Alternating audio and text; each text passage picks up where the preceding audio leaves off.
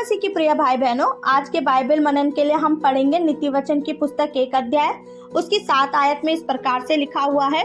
यहोवा का भय माना बुद्धि का मूल है, बुद्धि और शिक्षा को मूढ़ ही लोग तुच्छ जानते हैं।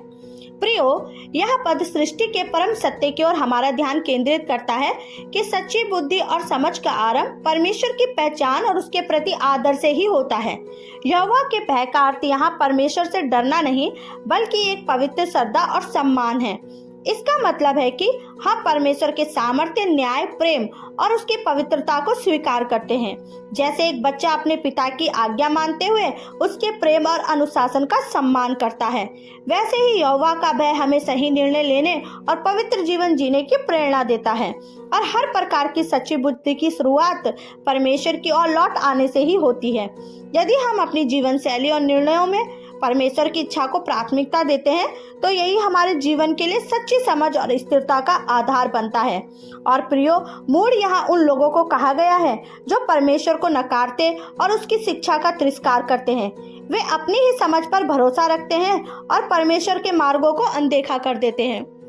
मूढ़ व्यक्ति केवल संसारिक ज्ञान को ही महत्व देता है, लेकिन वह आत्मिक और नैतिक सच्चाइयों को अनदेखा कर देता है।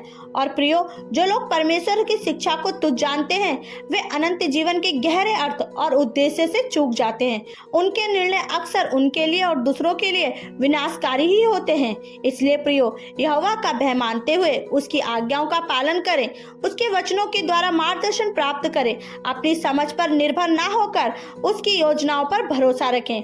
जैसे नीति वचन 3 का 5 और 6 में भी प्रभु कहता है, अपनी समझ का सहारा ना लें पर संपूर्ण मन से यहोवा पर भरोसा रखें। प्रभु को स्मरण करके अपने सब काम करें, तब वह आपके लिए सीधा मार्ग निकालेगा। इसलिए प्रियो, आइए इस वचन के आगे अपने जीवनों को समर्पित करते हुए हम प्रार्थना करें। हे परमेश्वर, हम आपका धन्यवाद करते हैं क्योंकि प्रभु आप ज्ञानी परमेश्वर हैं, सामर्थी परमेश्वर है प्रभु जी, और बुद्धि के सारे भंडार आप में छिपे हुए हैं प्रभु जी।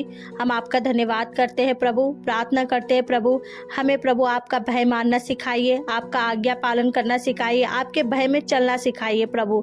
और पिता, मूर्खता की सारी बातें हमारे जीवन से दूर कर दीजिए प्रभु, ताकि परमेश्वर हम उस अनंत जीवन के मार्ग में भटक ना जाए प्रभु, और आपके जीवन से पिता हमारी महिमा हो सके परमेश्वर।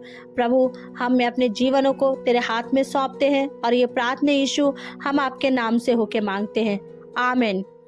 परमेश्वर आप सबको आशीष करे। जय मसीह की।